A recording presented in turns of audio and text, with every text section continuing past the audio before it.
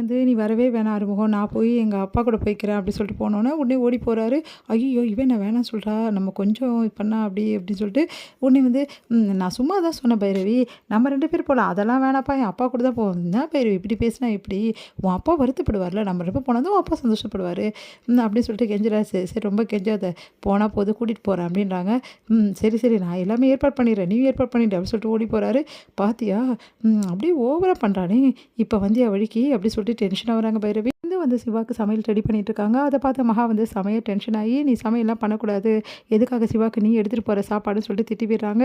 உடனே அந்த டைமில் நம்ம அன்னபூர்ணி அங்கே வராங்க. நான் தான் பண்ண சொன்னேன், எதுக்காக பண்ண வேணாம் சொல்கிறேன் அப்படின்னோடனே சிவாலாம் இவ செஞ்ச சமையல்லாம் சாப்பிட மாட்டான், ஒன்றும் தேவையில்லை, இவ சமைக்க வேணாம், இவளை பொண்டாட்டியாகவே ஏற்றுக்கல, இவ செஞ்ச சாப்பாடை அவன் ஏன் சாப்பிடணும், அதெல்லாம் என் புள்ள அதெல்லாம் பண்ண மாட்டான் அப்படின்றாங்க.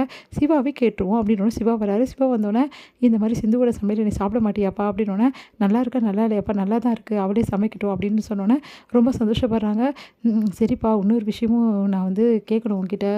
ஒன்றும் இல்லை சிவா, உண்மையிலே சொல்லு, நீ இது வரைக்கும் வந்து சிந்துவை வந்து பொண்டாட்டியை ஏற்றுக்கலையா, ஓ அம்மா சொல்கிறா நீ பொண்டாட்டியை ஏற்றுக்கலைன்னு, அது உண்மையாப்பா அப்படி சொல்லிட்டு கேட்டோன்னே உடனே வந்து ஆமாம் அப்படி சொல்லிட்டு, நான் இப்போ ஏற்றுக்க முடியல, ஏன்னா கொஞ்ச நாள் ஆகணும்ல, என் மனசும் மாறணும்ல, எனக்கு கொஞ்சம் டைம் கொடுங்க பெரியம்மா அப்படின்னோடனே, சரிப்பா நீ எவ்வளோ டைம்னாலும் எடுத்துக்கோ, ஆனால் வந்து சீக்கிரமாக உன் பொண்டாட்டியை ஏற்றுக்கப்பா சிந்து வேணும்னே. சரிங்க பெரியம்மா அப்படி சொல்லிட்டு போகிறாரு. இதெல்லாம் பார்த்து மகா செம்மைய டென்ஷனாக நிற்கிறாங்க.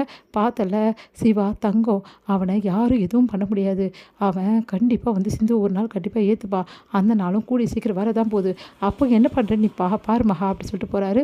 இது மகா பார்த்து செம்ம டென்ஷனாக சிவா கிட்ட போய், என்ன சிவா நீ நினச்சிட்டு இருக்க மனசில், உன் இஷ்டத்துக்கு நீ முடிவு எடுக்கிற, அவள் சமைச்சா எடுத்துகிட்டு வரணுன்ற, அதே மாதிரி அவளை பொண்டாட்டி ஏற்று பண்ணுற, நான் எப்போமா அப்படி சொன்னேன், நீ அப்படி தான்டா சொன்னேன் டைம் கேட்டம்மா, அதுக்குள்ளேயும் சிந்துவை நான் உணர வைப்போம்மா தப்ப, என்னென்னமோ சொல்லிட்டு இருக்கடா, ஆனால் எதுவும் நடக்க போகிறதில்ல அப்படி சொல்லிட்டு போகிறாங்க.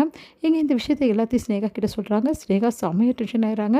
உடனே வந்து செம்ம டென்ஷன் ஆகி ஸ்னேகா என்ன பண்ணுறாங்க, வேறு வழியே கிடையாது, அந்த சிந்துவை வீட்டை விட்டு அனுப்புறதுக்கு ஒரே அஸ்திரம் இதுதான் அப்படி சொல்லிட்டு அந்த டாக்குமெண்ட்டை கையில் எடுக்கிறாங்க.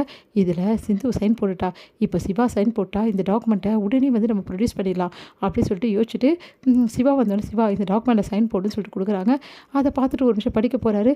சிவா நான் சொல்கிறத கொஞ்சம் கேட்குறியா, இந்த டாக்குமெண்ட்டை என் மேலே நம்பிக்கை இல்லையா உனக்கு, படிக்காமல் சைன் போட மாட்டியான்னு. பாரு ஸ்னேகா, படிக்காமல் சைன் போடுறதெல்லாம் வந்து ரொம்ப பெரிய தப்பு, நம்ம 2 பேர் படித்தவங்க தானே, படித்து தான் நம்ம சைன் போடணும், அதை நம்மளுக்கு சொல்லி கொடுத்துருக்காங்க.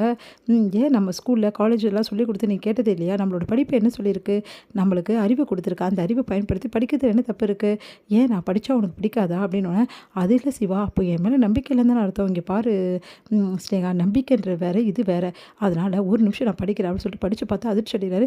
என்ன ஸ்னேகா இதெல்லாம் அப்படி சொல்லிட்டு கேட்குறாரு. டைவர்ஸ் பேப்பர் அப்படின்னோடனே, சிந்து சைன் போட்டிருக்கா பார்த்தியா, அவளுக்கு விருப்பத்தோடு தான் சைன் போட்டிருக்கா, அவள் விருப்பத்தோடு சைன் போட்டிருக்காளா இல்லையான்னு சொல்லிட்டு நான் கேட்கல, எதுக்காக இந்த இந்த இந்த பேப்பர் எப்படி வந்துச்சு அப்படின்னோடனே, அவளுக்கு இந்த இங்கிலீஷ்லாம் தெரியவே தெரியாது, அதுவும் எனக்கு நல்லாவே தெரியும் அப்படின்னோடனே அதிர்ச்சி அடைகிறாங்க.